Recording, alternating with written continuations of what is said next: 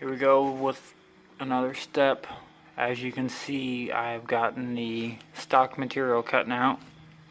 A couple of pieces all over the place now. These dark spots here, those are the spot welds that I'm talking about. Those have to be ground down and or drilled out, whichever method you prefer, in order for those plates to come off.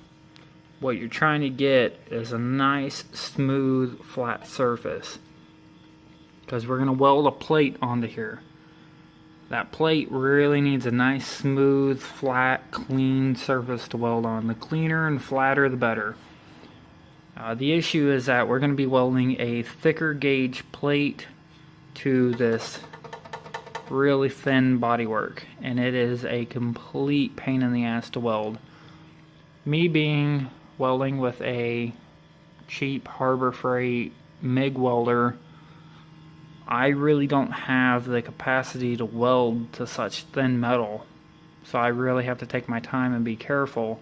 Otherwise I will create really big holes in the metal. I'll just blow right through, and then it looks like a pain in the ass, or I mean it looks like crap because I gotta fill back in the hole. Then if you look from this side, then you can see all of my fill in, and it looks really bad. So take your time, do it right. As you can see on this one, I got a little carried away. I cut a nice slot. However, I was watching. I didn't cut into the frame, so I can cut that material there out, because when I weld in my plate, I'm going to weld my plate right to my frame here. So I'm going to tie right into this frame. So I will eventually cut this out right here, and it'll tie into the frame really well. Also, what that'll do is that'll allow me to trim this back a little bit. That way my radiator can sit up closer to here. Without trimming this back, my radiator can only sit out to here, but once I get her trimmed, I'll be able to pull the radiator in a little closer, giving me more room to work around the turbo. I'll have to have an intake of some sort. I'll have to have some sort of intercooler tubing to go back up to the intake manifold. So getting any and all clearance that I can out of here will help me in the long run. So our next step is to finish cleaning this surface. We will grind off these plates, clean the surface up, and then we will take a wire wheel and take off any paint and any rust that we can. Once this side is done, we're going to repeat the same thing over there. Then we can start measuring for our angle iron cut. Here's a quick little update on how I like to deal with my spot welds. Once I get both sides cut off, that side you can see I have cleaned up. This side I still have all these spot welds to deal with. What I like to do is just take my grinder, very safe like, and I put little cuts in between the spot welds. And as you can see, once you do that, some of the pieces will actually fall right out. So this piece right here fell right out because I cut in between the spot welds. So now that tab is gone. That tab is gone. So now I have all these little spot welds to deal with.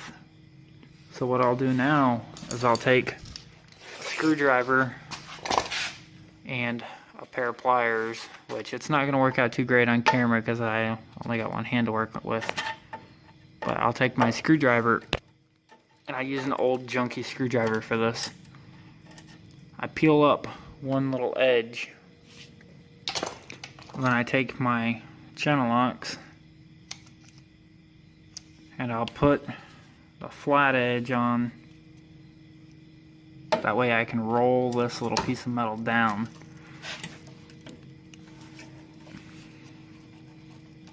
And I can roll it right off of there. This one is going a little deep because I made my cut a little too deep, but that's okay. I can cut the rest of that out and my weld will go right over top of that. So I'll stop this one here, I'll cut that one off, and then I'll move on to the others. In the end, you want to keep this base plate. So this bottom plate here, you want to keep. This plate is a nice flat surface. So whenever you build whenever you cut out your next metal plate, your metal plate will come along here and it'll weld all the way around here, up here, and around here. That way you're tying into the frame rail behind here. The frame rail ends right here and right along this top edge here. So as long as you cut your plate, well, the frame rail ends right up here, sorry. So as long as you cut your plate that comes here, and I have the diagram, or not diagram, but I've got the layouts printed out for it. I'll make a template so that way you can see it. But when you weld that plate on here, the welds along the sides here don't really do much. The weld along here doesn't do much. It's primarily the welding along the bottom of the frame rail, along the inside of the frame rail, and along the top of the frame rail. Once you tie in those aspects, that's whenever this plate becomes super stiff to the chassis. Also, that frame rail, there's one back here as well. So as you weld along here, it really stiffens it. The three primary that I'm talking about, you can see them here. So when you weld along the back side and you catch this metal bracket here, and the top one here, and then the bottom one, those are the three that really stiffen that plate up and really make that solid. Once you have a plate on this side and a plate on this side, your bar will go across.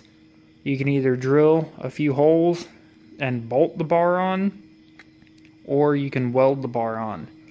I've done both in the past. I don't see any benefit to bolting the bar on. My car Lucifer over here, it had a bolt-on bar.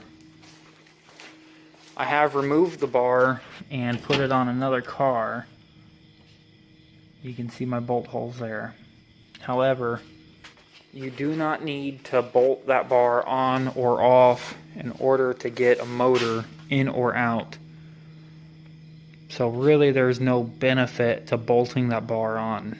I like to weld it on just so I know that nothing is going to move ever, and whatever alignment the car has at the time will be the final alignment. Chassis wise, I mean, obviously you can adjust alignment on the suspension. Like I said a little bit ago, this design changes pretty much every single time I do it. Each time I do it, I find a little bit better way, and somebody watching this video may even find a better way and may be laughing at me right now, and that's totally fine. This is all a trial and error thing. On this particular version, what I'm going to do is cut this plate out here. Anything additional from this plate, and it's not optimal. You're not welding to anything solid. You're just welding to thin sheet metal that's just bending, and that's just out here for virtually no reason. Really, the edge of this plate here is where the main frame rail lies. If you can catch these edges, that's what you want to weld.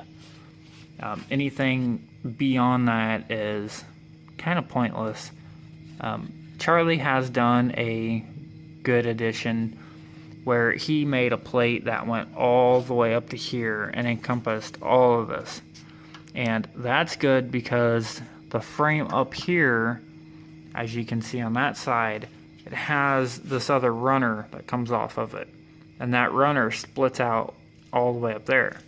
So if you make one solid plate across this entire surface, that's great. However, it's not truly needed. I'm sure that method is wonderful. If you look at my car Blackwater, you'll see that I made a vertical plate, just a straight horizontal or vertical and horizontal plate that goes here. I don't have any funky shape cut into it. It's just a straight solid rectangle standing up that I welded to both frame rails. However, that car is highly modified compared to this one, so that's not a fair comparison. So I have this random piece of metal here that I make all kinds of brackets out of. And you can see my two pieces that I'm going to cut out. I just kind of laid them in there so that way I'm wasting as little material as I can. I could have done it even tighter, but I don't feel like cutting all that. So I'll cut the white lines out, and that'll be the plates that I weld on to the frame ends.